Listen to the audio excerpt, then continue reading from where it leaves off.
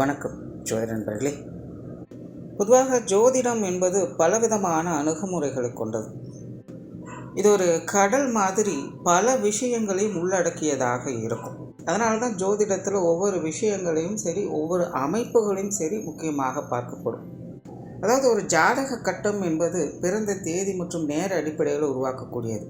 இதில் பிறந்த தேதி அப்படிங்கிறது நம்மளுடைய ஜென்ம ராசி, ஜென்ம நட்சத்திரத்தை சொல்லும். நேரம் அப்படிங்கிறது நம்மளுடைய ஜென்ம லக்னத்தை குறிப்பிடும். ஸோ இதை வச்சு தான் நம்ம இப்போது ஜென்ரலாக இந்த ராசி நட்சத்திர பலன்கள், இப்போது லக்ன பலன்கள் அப்படிங்கிறதையும் பார்த்துக்கிட்டு வரோம்.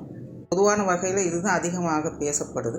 ஆனால் ஜோதிடத்தை பொறுத்த வரைக்கும் கிரக அமைப்புகள் தான் ரொம்ப ரொம்ப முக்கியம். இங்கே வந்து ஜஸ்ட்டு தேதி மற்றும் நேரத்தோடு நிற்கிறது இல்லை, மாதம் மற்றும் வருடம் அப்படிங்கிற அமைப்புகளும் உடன் இருக்கத்தான் செய்யுது. ஸோ கிரக அமைப்புகள் நாள், வாரம், மாதம், வருடம் அப்படிங்கிற அமைப்புகளில் பிரிக்கப்பட்டும் இருக்குது. அதாவது ஒவ்வொரு கிரகமும் சூரியனை சுற்றி வரக்கூடிய அந்த முழுமை பெறக்கூடிய அந்த அமைப்புகளின் படி ஒவ்வொரு கிரகங்களும் இப்படி நாளின் அடிப்படையிலும், மாதத்தின் அடிப்படையிலும், வாரங்களின் அடிப்படையிலும், வருடங்களின் அடிப்படையிலும் பிரிக்கப்பட்டிருக்கு. பட் இதில் பிரதானமாக பொதுவான வகையில் எல்லாருக்கும் தெரிஞ்சிருக்கிற இந்த ராசி நட்சத்திர அமைப்புகள் மற்றும் இப்போதைக்கு லக்ன அமைப்புகள் அப்படிங்கிறது கூடுதலாக தெரிஞ்சுக்கிட்டு இருக்கும். அண்ட் நம்ம சேனல்லையே பார்த்தோம்னா இந்த ராசிகளுடைய பொதுவான தன்மை என்ன அப்படிங்கிறத போட்டிருக்கோம், லக்னங்களுடைய பொதுவான தன்மை என்ன அப்படிங்கிறதையும் போட்டிருக்கோம். அது தவிர ராசி மற்றும் லக்னங்களுடைய காம்பினேஷன் எப்படி இருக்கும் அப்படிங்கிறதையும் ஒரு சீரீஸாக பண்ணிக்கிட்டு இருக்கும். அது பாதி முடிஞ்சிருக்கு. அது ரொம்ப பெரிய சீரீஸ் அப்படிங்கிறதுனால டைம் கிடைக்கும் போதெல்லாம் அப்டேட் பண்ணிகிட்ருக்கோம். பட் அதை கம்ப்ளீட் பண்ணிவிடுவோம். ஸோ இப்படி ராசி மற்றும் லக்னங்களுடைய காம்பினேஷன் என்ன அப்படிங்கிறதும் பொதுவான வகையில் சொல்லிகிட்டு இருக்கோம். இன்னும் கூடுதலாக சில வருடங்களுடைய அமைப்புகள் எப்படி இருக்கும் அப்படிங்கிறத கூட நம்ம சேனலில் வீடியோஸை போட்டிருக்கோம். குறிப்பிட்ட இந்தந்த வருடங்களில் பிறந்தவங்களுடைய நிலைகள் இப்படி இருக்கும், இந்தந்த வருடங்களில் இந்த ராசிகளுடைய நிலைகளில் இப்படி தான் இருக்கும் அப்படிங்கிற மாதிரியான வீடியோக்கள் கூட நிறையவே போட்டிருக்கோம். எல்லாத்துக்குமே பிளேலிஸ்ட் டிஸ்கிரிப்ஷனில் இருக்குது, பார்க்காதவங்க செக் பண்ணி பாருங்கள். அந்த வரிசையில் இனி மாதங்களுடைய அமைப்புகள் எப்படி அப்படிங்கிறத பற்றி தான் பார்க்க போகிறோம். பொதுவாக இந்த ஜோதிடத்தை பொறுத்த வரைக்கும் மாதம் அப்படிங்கிறது ரொம்ப ரொம்ப முக்கியம். பட் அது பெரிதாக யாரும் கண்டுகொள்றதில்லை. ஏன் அப்படின்னா, மாதம் அப்படிங்கிறது சூரியனுடைய அமைப்பை வச்சு சொல்லக்கூடியது. இங்கே சூரியன் தான் எல்லாத்துக்குமே பிரதானம். சூரியனை மையமாக வச்சு தான் எல்லா கிரகங்களுமே இங்கே சுற்றி வந்துக்கிட்டு இருக்குது. அப்போ இந்த சூரியன் பாயிண்ட் பண்ணக்கூடிய இந்த மாதம் அப்படிங்கிறது ரொம்ப ரொம்ப முக்கியமானது. அப்படி இந்தந்த மாதங்களில் பிறந்தவங்களுடைய வாழ்க்கை நிலை பொதுவான வகையில் இப்படித்தான் இருக்கும் அப்படிங்கிறதும் ஒரு பொதுவான கருத்துக்கள் இருக்குது. அது என்னென்ன அப்படிங்கிறத பற்றி தான் இந்த பதிவுகளை நம்ம பார்க்க போகிறோம். பட் மாதம் அப்படின்னு வரும்பொழுது எனக்கு சில கன்ஃபியூஷன்ஸ் இருக்குது. என்னென்னா, பெரும்பாலான மக்களுக்கு தெரிஞ்சது ஆங்கில மாதம் தான்.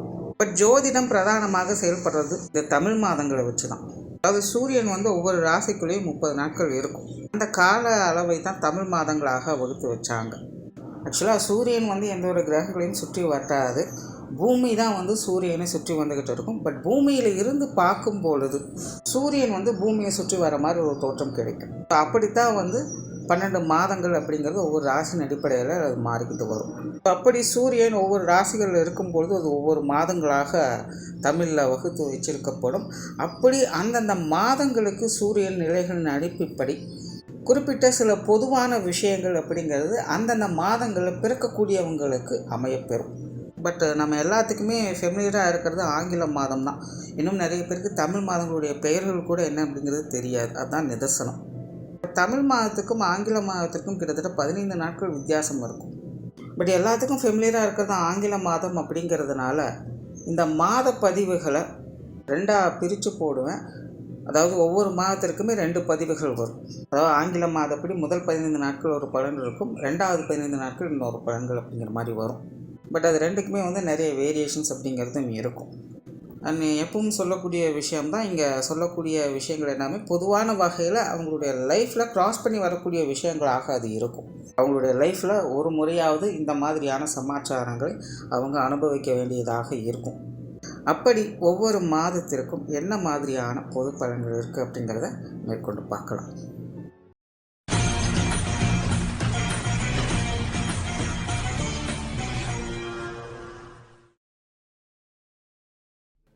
ஏப்ரல் 15 ஏப்ரல் 30 தேதி வரையில் பிறக்கக்கூடியவங்களுக்கு பொதுவாக இந்த காலகட்டங்களில் பிறக்கக்கூடியவங்களை ஒரு பவர்ஃபுல்லான நபர்கள் அப்படின்னு சொல்லலாம்.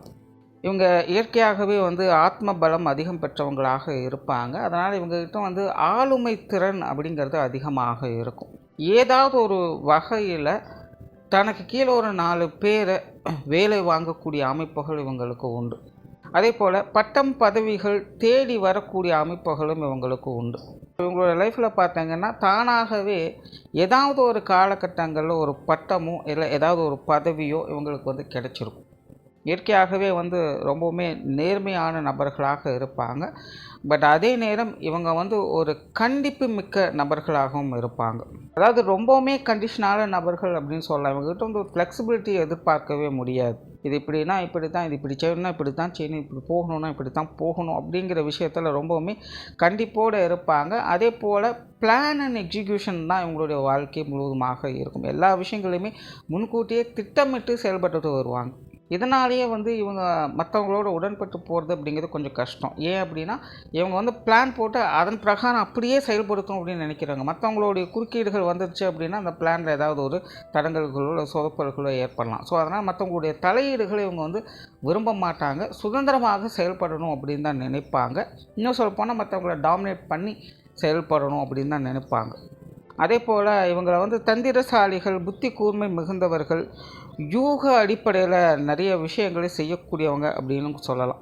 அதே போல் புதிர்களுக்கு விடை காணக்கூடியவர்கள் அப்படின்னு சொல்லலாம். இவங்க வந்து இயற்கையாகவே ஒரு தத்துவஞானி போலவும் செயல்படுவாங்க, தந்திரசாலிகளாகவும் செயல்படுவாங்க. அதே போல் அரசியல் ஞானம் அப்படிங்கிறது இவங்களுக்கு இயற்கையாகவே இருக்கும். அரசியல் வல்லுநர்களாகவும் இவங்க இருப்பாங்க. அவசரப்படுதல் மற்றும் கோபப்படுதல் அப்படிங்கிறத இவங்களுடைய நெகட்டிவ் பாயிண்ட்டாக சொல்லலாம். அதாவது இந்த விஷயங்களில் வந்து இவங்க உணர்ச்சி மீறி செயல்படக்கூடியவங்களாக இருப்பாங்க. இவங்களால் வந்து கண்ட்ரோல் பண்ணிக்க முடியாது.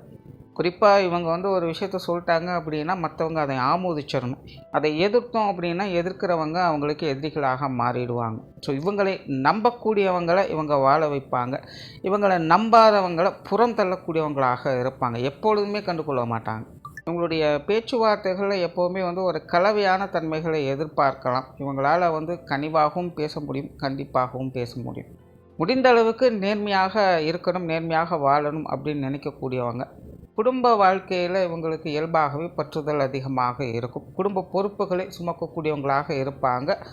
நார்மலாகவே இந்த குடும்ப அமைப்புகள் அப்படிங்கிறது இவங்களுக்கு தானாகவே நல்லபடியாக அமையும். அதாவது அந்தந்த வயதிற்கேற்ற விஷயங்களை குடும்ப ரீதியாக அனுபவிக்கக்கூடிய கொடுப்பினைகள் அப்படிங்கிறது இவங்களுக்கு உண்டு. அதே போல் சொத்து சுகங்கள், பொருளாதார ரீதியான விஷயங்கள் இது எல்லாமே பார்த்திங்கன்னா இவங்களுக்கு தேவைக்கேற்ப அந்தந்த காலகட்டத்துக்கு தகுந்த மாதிரி தானாகவே அமையக்கூடிய அமைப்புகளும் இவங்களுக்கு உண்டு. நார்மலாகவே இந்த காலகட்டங்களில் பிறக்கக்கூடியவங்க ஒரு பொருளாதார ரீதியான நல்ல நிலையில் இருக்கக்கூடியவங்களுடைய இடங்களில் தான் இவங்களுடைய பிறப்பு அப்படிங்கிறதே அமையும். அல்லது இவங்க பிறந்த பிறகு அந்த மாதிரியான அமைப்புகள் பெறக்கூடிய அமைப்புகள் உங்களுக்கு ஏற்பட்டுடும். நார்மலாகவே இந்த சொத்து சுகங்கள், பொருளாதார ரீதியான விஷயங்கள், கல்வி சம்மந்தப்பட்ட விஷயங்கள் கூட இவங்களுக்கு எல்லாமே கொஞ்சம் நல்லபடியாகத்தான் அமையும். அதே போல் இவங்க வந்து முழுக்க ஒரு காரியவாதிகள். எப்போவுமே வேலை விஷயங்கள்லேயே முனைப்போடு இருப்பாங்க. முதல்ல ஜோலியை பார், அப்புறம் ஜாலியை பார்க்கலாம் அப்படின்னு சொல்லக்கூடியவங்க. அதே போல் தனித்துவத்தை விரும்பக்கூடியவங்க. தன்னுடைய வேலை திறனை காட்டி அதில் தன்னுடைய தனித்துவத்தை நிரூபிக்கணும் அப்படின்னு போராடக்கூடியவங்களாக இருப்பாங்க. லட்சியவாதிகளாகவும் இருப்பாங்க. சில விஷயங்கள்லாம் பார்த்திங்கன்னா இதை அடைஞ்சு தீரணும் அப்படிங்கிற தீவிரத்தன்மையோடு அவங்க செயல்படக்கூடியவங்களாக இருப்பாங்க. இயற்கையாகவே இவங்க வந்து காரியத்திறன் மிக்கவங்க அப்படின்னே சொல்லலாம். அதனால் இந்த தொழில், வேலை, உத்தியோகம் சார்ந்த விஷயங்கள்லாம் பெரும்பாலும் இவங்களுக்கு ஒரு சாதகமான நிலைகள்லேயே இருக்கும். சுய ஜாதகத்தில் மற்ற விஷயங்கள் ஏதாவது அடிபட்டு போச்சு அப்படின்னா மட்டும்தான் இந்த தொழில், வேலை, உத்தியோகம் சார்ந்த விஷயங்கள்லாம் கொஞ்சம் ஒரு நெகட்டிவான நிலைகளில் வேலை செய்யும். பட் இருந்தாலும் அது எல்லாத்தையும் சமாளிக்கக்கூடிய திறன் அப்படிங்கிறது இவங்களுக்கு இயற்கையாகவே உண்டு. இந்த மாதத்தினுடைய அமைப்பு அப்படி. என்னதான் கஷ்ட நஷ்டங்கள் ஏற்பட்டாலும் அதை எல்லாத்தையுமே சமாளித்து மேலே வரதுக்கு தான் திரும்ப ட்ரை பண்ணுவாங்க. அவ்வளோ சீக்கிரம் எதையும் விட்டு கொடுக்க மாட்டாங்க. குடும்ப ரீதியாக, குடும்ப உறவுகள் ரீதியாக பார்க்கும்போது பெற்றோர்கள் சார்ந்த விஷயங்கள் பெரும்பாலும் அவங்களுக்கு சாதகமாக தான் இருக்கும். பெற்றோர்களுடைய அன்பையும் அரவணைப்பையும் பெற்றவங்களாகவே இருப்பாங்க. உடன்பிறப்புகளுடைய நிலை அப்படிங்கிறது ஒரு கான்ட்ரவர்சியான நிலைகளில் வேலை செய்யும். உடன்பிறப்புகள் அப்படிங்கும்போது அந்தந்த வயதிற்கு குறித்தான விஷயங்களை எதிர்பார்க்கலாம். காலத்துக்கு தகுந்த மாதிரி ஒவ்வொரு விஷயங்களும் பார்த்து அடுத்த ஸ்டேஜுக்கு நகர்ந்துக்கிட்டு இருப்பாங்க. கணவன் மனைவி உறவுகள் திருமண வாழ்க்கை அப்படின்னு பார்க்கும்போதும் இதுவும் பார்த்திங்கன்னா இவங்களுக்கு கொஞ்சம் சாதகமான நிலைகளில் தான் இருக்கும். அதாவது இவங்களுடைய திருமண வாழ்க்கையை பொறுத்த வரைக்கும் அனுசரிப்புத்தன்மை அப்படிங்கிறதும் இருக்கும், அடாவடித்தன்மை அப்படிங்கிறதும் இருக்கும். அதாவது இவங்களுக்கு வந்து மற்றவங்களை கண்ட்ரோல் பண்ணுறது எப்படிங்கிறதும் தெரியும், கண்ட்ரோல் ஆகிறது அப்படிங்கிறதும் தெரியும். பணிஞ்சு போனாலும் காரியத்தோடு பணிஞ்சு போவாங்க. இந்த அமைப்பை வந்து இவங்களுடைய திருமண வாழ்க்கையில் அதிகம் பார்க்கலாம். பட் ஜென்ரலாகவே இவங்களுடைய திருமண வாழ்க்கை அப்படிங்கிறது ஒரு சாதகமான நிலைகளில் தான் இருக்கும். பெரும்பாலும் இவங்களுக்கு அனுசரித்து போகக்கூடிய வாழ்க்கை துணையை பெறக்கூடியவங்களாகவே இருப்பாங்க. குழந்தைகளுடைய அமைப்பு இவங்களுக்கு சாதகமாகவே இருக்கும். குழந்தைகள் சம்மந்தப்பட்ட விஷயங்கள் அப்படின்னு பார்க்கும்பொழுது காரியங்கள் செயல்பாடுகள் வகையில் இவங்களுக்கு கொஞ்சம் அலைச்சல்கள் டென்ஷன்கள் அப்படிங்கிறது இருந்துக்கிட்டே இருக்கும். எப்போ பார்த்து குழந்தைகள் சம்மந்தப்பட்ட விஷயங்கள் ஒரு மாதிரியான எரிச்சலான உணர்வு அப்படிங்கிறது இருக்கும். பட் இருந்தாலும் எந்த காலத்துலையுமே குழந்தைகளை விட்டு கொடுக்க மாட்டாங்க. குழந்தைகள் மேலே அக்கறை, பிரியம் போன்ற விஷயங்கள் இவங்களுக்கு இயற்கையாகவே உண்டு. அதே போல் குழந்தைகளுடைய அனுசரிப்பும் பார்த்திங்கன்னா இவங்களுக்கு இயற்கையாகவே உண்டு. அதாவது இவங்க எப்படி குழந்தைகளை பார்த்துக்கிறாங்களோ வளர்ந்த பின்பு குழந்தைகள் இவங்களை பார்க்கக்கூடிய அமைப்புகள் அப்படிங்கிறதும் இவங்களுக்கு இயற்கையாகவே உண்டு. அதே போல் உற்றார் உறவினர்கள், நண்பர்கள் சார்ந்த விஷயங்கள் பெரும்பாலும் இவங்களுக்கு சாதகமாகவே இருக்கும்.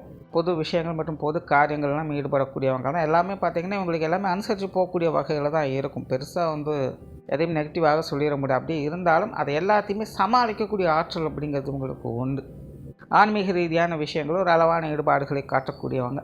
அதே போல் இந்த வெளியூர் வெளிநாடு சம்மந்தப்பட்ட விஷயங்களில் கூட உங்களுக்கு ஒரு அளவான ஈடுபாடுகளே இருக்கும். ஸோ ஓவராலாக இந்த ஏப்ரல் மாதம் 15லேருந்து 30 தேதி வரையில் பிறக்கக்கூடியவங்களுடைய அமைப்பு அப்படின்னு பார்க்கும்பொழுது எல்லா வகையிலையுமே ஒரு சாதகமான அமைப்புகளையே எதிர்பார்க்கலாம். அதாவது இவங்களுடைய கோபம் மற்றும் அவசரத்தனம் மட்டும்தான் இவங்களுடைய ஒரு நெகட்டிவ் பாயிண்ட்டாக இருக்குமே அல்லாமல் மற்றபடி இவங்களுடைய வாழ்க்கை நிலை அப்படிங்கிறது அந்தந்த வயதிற்கு உண்டான விஷயங்களை அனுபவபூரியாக பெறக்கூடிய அமைப்புகள் அப்படிங்கிறது இவங்களுக்கு உண்டு. நன்றி, வணக்கம், வாழ்க வளமுடன்.